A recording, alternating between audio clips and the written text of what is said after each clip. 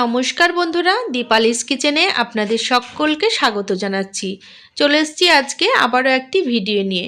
আজকে আমি ফুলকপি আর ডিম দিয়ে রোজকের একটি রান্না আপনাদের সাথে শেয়ার করেছি। বানানো কিন্তু ভীষণ সোজা, কিন্তু খেতে অসাধারণ হয়। তো এই রান্নাটি করে নেব, তার জন্য এখানে দেখতে পাচ্ছেন বেশ বড় বড় করে ফুলকপিগুলোকে কেটে নিয়েছি। আর এখানে আমি ডিম সেদ্ধ করে খোসা ছাড়িয়ে নিয়েছি। এবার এই ডিমগুলোকে একটি ছুরির সাহায্যে চারিদিকে একটুখানি কাট দিয়ে নেব, যাতে ডিমের মধ্যে লবণটা ভালো মতো ঢুকে যায়।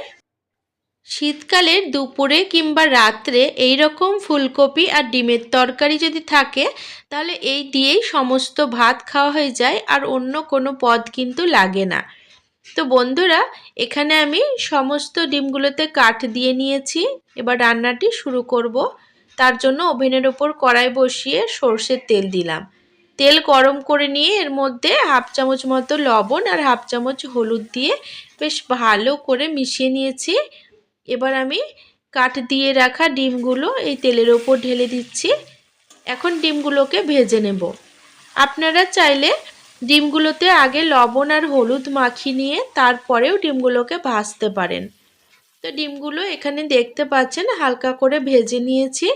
এখন আমি একটি পাত্রে তুলে নিচ্ছি। বন্ধুরা, কড়াইয়ে যে তেল আছে এই তেলেই আমি কিন্তু ফুলকপিগুলো ঢেলে দিচ্ছি, আর ফুলকপিগুলো বেশ ভালো করে ভেজে নেব। বন্ধুরা, ভিডিওটি ভালো লাগলে অবশ্যই একটি লাইক করে দেওয়ার অনুরোধ রইল। আজকের এই ভিডিওটি দেখতে যদি কোনো নতুন বন্ধু এসে থাকেন, তাহলে অবশ্যই চ্যানেলটিকে সাবস্ক্রাইব করার অনুরোধ রইল। পাশে থাকা বেল নোটিফিকেশনটা কিন্তু অন করে রাখতে ভুলবেন না। এতে আমি পরবর্তীকালে যখনই নতুন ভিডিওর আপলোড দেব, তার নোটিফিকেশন আপনারা সবার আগে পেয়ে যাবেন, আর ভিডিওগুলো সবার আগে দেখতে পাবেন। তো এখানে ফুলকপিগুলো খুব ভালো করে ভেজে নিয়েছি। এবার ফুলকপিগুলোকেও একটি পাত্রে তুলে নিচ্ছি। এবার কড়াইয়ে যে তেল আছে এই তেলের মধ্যে কিন্তু আমি আরও 2 টেবিল চামচ মতো সর্ষের তেল দিয়ে দেব। এখন তেলের ওপর 2 টুকরো দারচিনি দিয়ে দিলাম, 3 থেকে 4টি এলাচ থেতো করে দিয়ে দিয়েছি, আর হাফ চামচ গোটা জিরে দিয়ে দিলাম, আর 2টো শুকনো লঙ্কা 2 থেকে 3 ভাগ করে দিয়ে দিচ্ছি। এবার ফোড়নটা খুব ভালো করে ভেজে নিয়েছি। এবার আমি এর মধ্যে একটি বড় সাইজের পেঁয়াজ কুচি দিয়ে দিচ্ছি। পেঁয়াজটাকে খুব ভালো করে ভেজে নিতে হবে। আজকের ভিডিওটি আপনারা কে কোথা থেকে দেখছেন সেটি কমেন্ট বক্সে অবশ্যই লিখে জানাবেন, তাহলে আমি আপনাদের সকলকে ধন্যবাদ জানানোর সুযোগ পাব। এখানে কিন্তু পেঁয়াজটা হালকা করে ভেজে নিয়েছি। এখন আমি আলু দিয়ে দিচ্ছি এর মধ্যে। তো ছোট সাইজের আলু আমি কিন্তু 2 ভাগ করে কেটে নিয়েছিলাম। এখন পেঁয়াজের সাথে আলু 2 মিনিট মতো নাড়াচাড়া করে নেব। বন্ধুরা, আপনারা অনেকেই ফুলকপি বিভিন্নভাবে রান্না করেছেন, আর ডিমও বিভিন্নভাবে রান্না করেছেন, কিন্তু আজকে এই রকমভাবে ডিম ফুলকপি রান্না করে দেখবেন, ভীষণই সুস্বাদু লাগে খেতে। তো এখানে আমি 2 টেবিল চামচ মতো আদা আর রসুন বাটা দিয়ে দিচ্ছি। এখন মশলা 1 থেকে 2 মিনিট মতো কষিয়ে নেব, যাতে আদা আর রসুনের কাঁচা গন্ধ চলে যায়। এখন আমি এর মধ্যে হাফ চামচ মতো জিরে গুঁড়ো দিয়ে দিচ্ছি, আর হাফ চামচ মতো ধনে গুঁড়ো দিয়ে দিচ্ছি, আর কালারের জন্য হাফ চামচ কাশ্মীরি লঙ্কার গুঁড়ো দিয়ে দিচ্ছি, আর হাফ চামচ হলুদ দিয়ে দিচ্ছি। এর সাথে অল্প একটু জলও দিয়ে দিলাম। এখন মশলাটা আবারও ভালো করে কষিয়ে নিতে হবে। বন্ধুরা, যখন কিছু রান্না করতে ইচ্ছা করবে না, তখন কিন্তু ঝটপট করে এই একটি তরকারি বানিয়ে নিতে পারেন। ঘরে থাকা সামান্য কয়েকটি উপকরণ দিয়েই কিন্তু এই রান্নাটি হয়ে যায়, আর খেতেও বেশ ভালো লাগে। তো মশলা ভালো করে কষিয়ে নিয়ে এর মধ্যে একটি ছোট সাইজের টমেটো কুচি দিয়ে দিচ্ছি, আর স্বাদ মতো লবণ দিয়ে দিলাম। এখন টমেটো গলে না যাওয়া পর্যন্ত মশলাটা আবারও ভালো করে কষিয়ে নেব।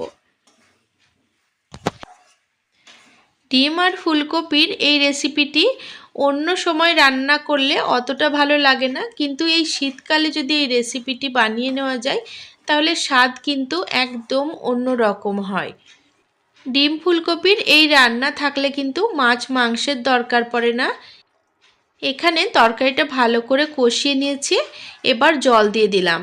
তো জলের পরিমাণটা অনেকটাই দিয়েছি দেখতে পাচ্ছেন, কারণ আলুগুলো আর ফুলকপিগুলো সেদ্ধ হতে একটু সময় নেবে আর একটু জলেরও দরকার পড়বে, যার কারণে জল আমি একবারেই দিয়ে দিয়েছি।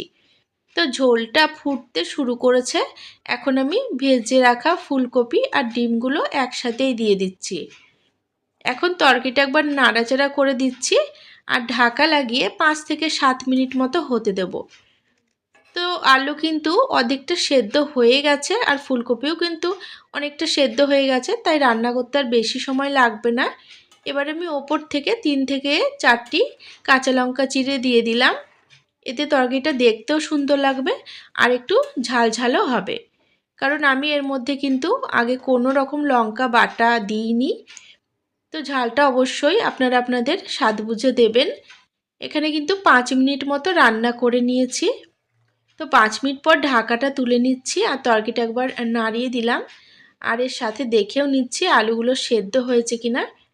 এখন আমি ওপর থেকে বেশ খানিকটা ধনেপাতা কুচি ছড়িয়ে দিচ্ছি আর তরকারিটাকে আমি এইভাবেই ঝোল ঝোল রাখবো আর কিন্তু ঝোল কমাবো না। আপনারা চাইলে তরকারিটা মাখা মাখা করেও নামাতে পারেন। যেহেতু গরম ভাতের সাথে আমি তরকারিটা পরিবেশন করব, যার জন্য তরকারিটা একটু ঝোলঝোলই রাখছি। আর এই গরম ভাতের সাথে এই রকম গরম গরম ফুলকপি আর ডিমের ঝোল যদি থাকে, তাহলে কিন্তু নিমেষেই ভাত খাওয়া হয়ে যাবে। তো দেখুন দেখতে কতটা লোভনীয় লাগছে, এটি খেতেও কিন্তু ততটাই সুস্বাদু হয়। রেসিপিটি ভালো লাগলে অবশ্যই শেয়ার করে নেবেন আর একদিন হলেও বাড়িতে বানিয়ে দেখবেন।